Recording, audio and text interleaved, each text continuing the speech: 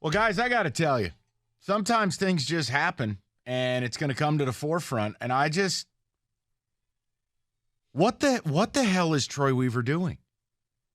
So now, David, you're telling me the Pistons had to give up 2 second-round picks? They're getting 2 second-round picks and Joe Harris. So they're giving up nothing, according to what I'm seeing. So wait. Because I've seen this both ways now. Make sure you're getting that part straight. I am. Woj sent out the initial, and then he corrected himself. He says the Pistons are getting Joe Harris and 2 second-round picks. So here's what you're getting in Joe Harris. A, he's a rental. He's on a 1-year deal. B, he's been hurt a lot in his career. A lot. He only started about 30 games for that team this year. He wasn't a starter with the Nets. He is one of the elite three-point shooters in the game. I won't take that away from him. Here's the bad part. He's a terrible defensive player. Yeah. So you make this big hullabaloo about drafting Oscar Thompson and drafting Sasser and reclaiming the past. And then, here's the best part. You just used a vast majority of your cap space in helping the very team you wanted to ravage with Cam Johnson. Yep. You helped them, took on a player they didn't want, used your cap space, and took yourself out of the market for Cam Johnson. Yep. You know what, guys? I'm pretty much done here. And according to Shams, you're going to get Harris. You're also going to get a 2027 and a 2029 second-round pick. Yeah, I don't care. I'll be dead. You know what? F this. Honestly, like this Troy Weaver thing, always taking on garbage. There was a real opportunity to go out and get a really nice player. Joe Harris is not that. And the best part is, even if Joe Harris is having a good year, you're not re-signing him. He has no future here. He's 32 years old. And he doesn't play defense. He's a bench player. So you didn't make yourself better. So you got a rental in Bogdanovich, you got a rental in Joe Harris, and you still have no power forwards on the team. Yep.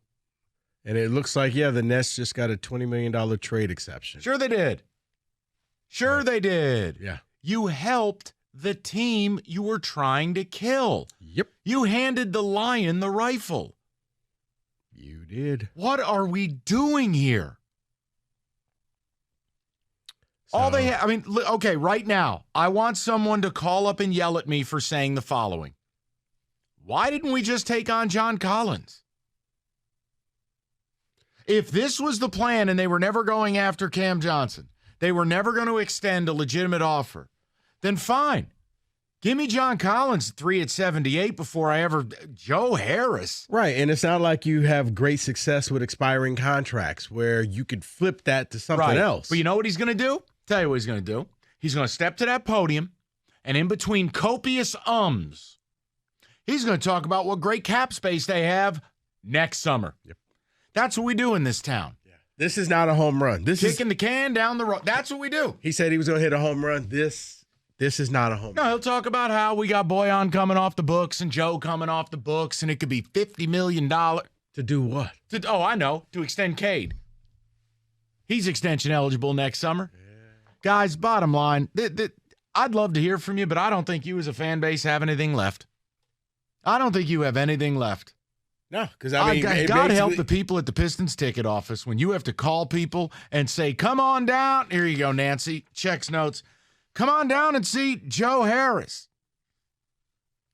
Yeah. Huh? I still got Kenny Kopp playing power forward. Killed the Cam Johnson, any types of hopes and dreams because you just helped them pay Cam. So if anybody comes in now and tries to overbid, they can match. Yeah. This one didn't make any sense. But like I said, you don't flip expiring contracts and turn that into something. You held on to Jeremy Grant too long. You're holding on to Bogdanovich too long. What do you? Yeah, I don't. Do you understand how stupid it is for Troy? Honestly, I hate saying this because these are all intelligent people. I think it's hard to get to that position in life without being intelligent. But for a moment, indulge me. Do you know how stupid Troy Weaver is in this regard? You only made the Nets give you 2 second-round picks to save their offseason. You didn't even get a protected one. The Nets called you and said, hey, I've got bleep in a box. Now, I know you want one of our best players, so this is going to hurt, but would you consider a penny for your thoughts? Yeah. And Weaver took 2 second-round picks to take Joe Harris. 2 second-round picks that you'll get in 4 and 6 years. They don't even matter. They're in ether. I know. I'm not yelling at you. Right, but it's just one of those, you're not even getting 2 second-round picks for next year. You're getting basically, you just became their way of dumping salary and helping them out. Mike, you just brought up a great point. They got first from the Phoenix deal. So you could have easily gotten one and say, look, you want to do this, then give me that. Right. What I would have said back I don't see how this benefits the Pistons at all. Well, here's what they have to do now.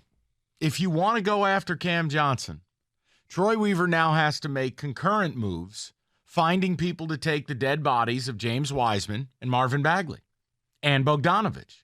See, you can only function this offseason if you deal Bogdanovich now. Now, if you want to show me the thing, Rico always makes the joke about 4D chess.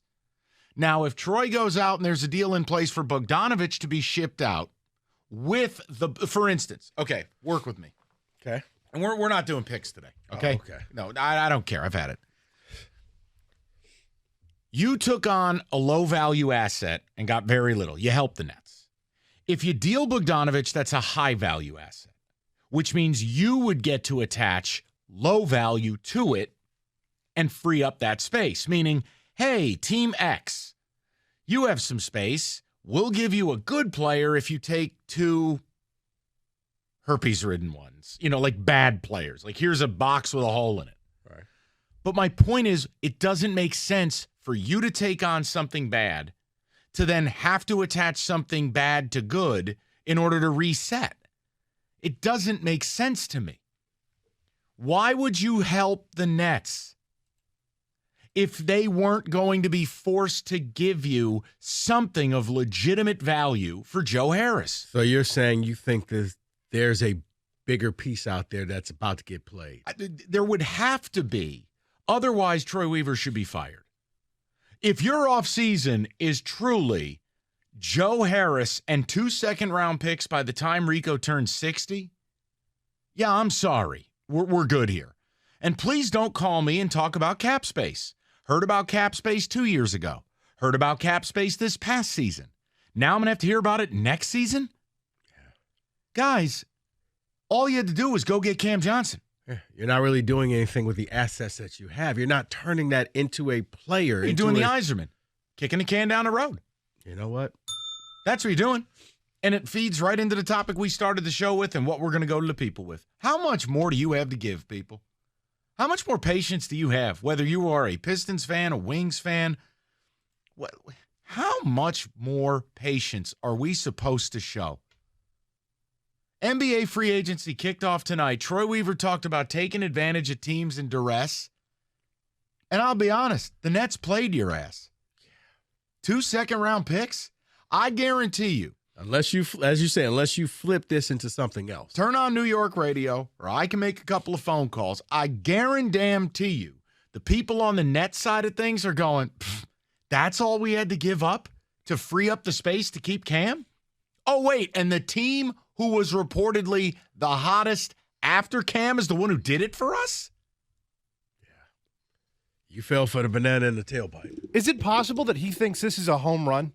Is he delusional enough to believe that? Well, that's all. Then he should be question. fired for lack of sane thought process. Oh, I know. Kenny, Please, I'm no. not mad at your suggestion. Please don't take it that way. But when a player averages 7.6 points a game, has never averaged more than 14 in his career, and didn't start for the Nets and won't start for you, and is oft injured, and is a rental, and doesn't play power forward, and doesn't play defense? Not piling on. I'm just